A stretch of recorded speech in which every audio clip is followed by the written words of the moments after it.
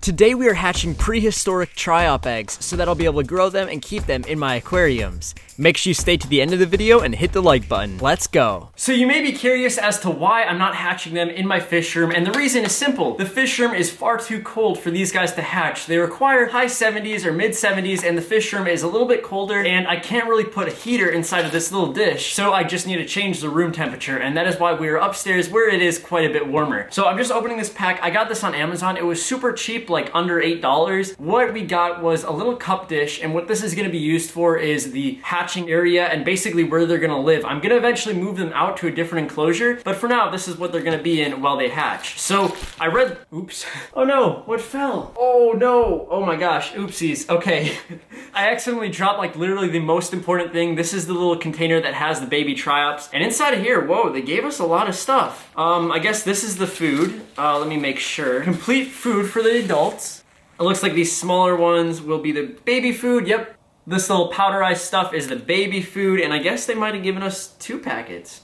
This is gonna be great for their entire life cycle. This is gonna feed them. Of course, I could probably feed them fish food and stuff. So it looks like these are little limestones. Oh, Triop eggs in sand. So it looks like there's gonna be some eggs inside of this sand mix that they gave us. That's pretty cool. A little magnifying glass, so we'll be able to take a closer look once these guys hatch, and also a temperature sensor. So this is gonna be great for measuring the temperature. I just stuck it onto the side, so hopefully we'll be able to keep track and make sure that it never gets too cold or too hot for them. So Triops are an amazing creature. They've literally been around for so long on this earth. They have some amazing characteristics that make them basically immune to a lot of natural disasters, and that's why they're able to live so long. They're basically like prehistoric. They also look super interesting. Like, I've never seen anything really like this. I have tried this as a kid. I'm pretty sure I was able to hatch them.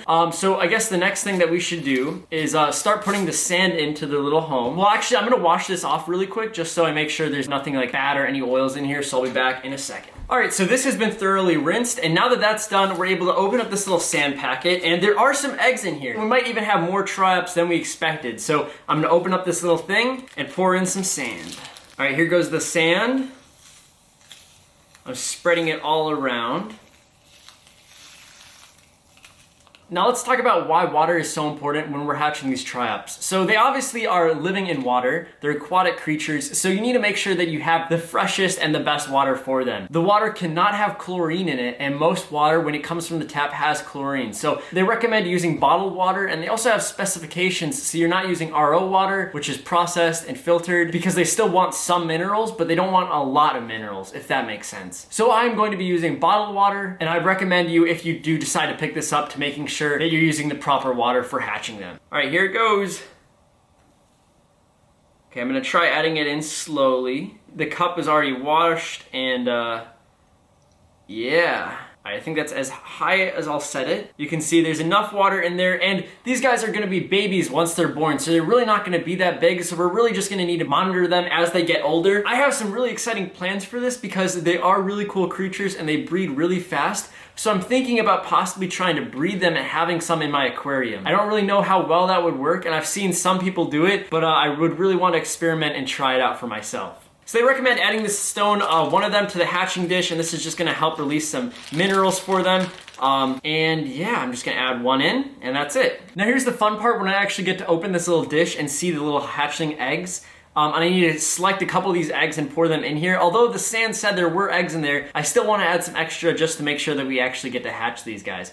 So I'm opening this up very carefully. Oh, you can kind of see them. They're so tiny, oh my gosh. I'm gonna show you guys what they look like. Those are the eggs. They're like little tiny dots. You can barely see them. There are so many in this little cup, and I'm pretty sure in the water there are a couple. I don't know if you guys can see. Let me actually get the magnifying glass since it came with this. Let me see if I can put this in front of my phone. I don't know, can you guys kind of see what the sand looks like? I'm not sure if all those floating spots are the Triop eggs.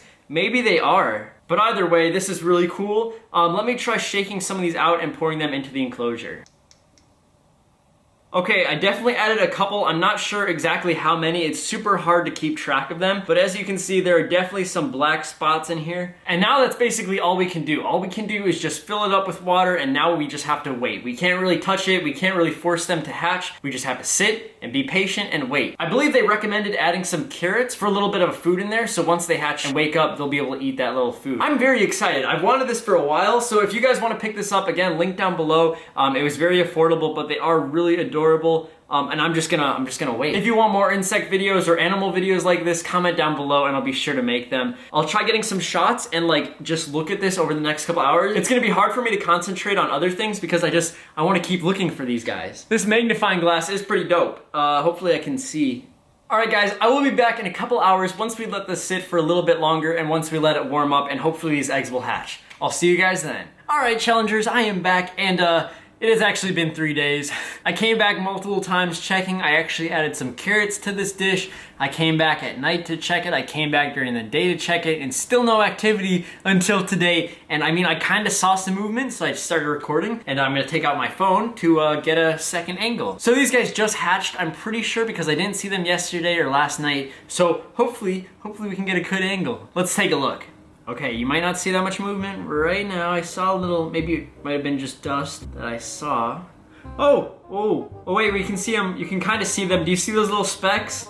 You can, oh, they're so tiny. Yeah, I don't even know if I can get this on camera. What? Okay, this is with the magnifying glass. Do you guys see those little things moving? They look like little pieces of dirt. I don't think you guys can see this that well. There's a couple of them right there.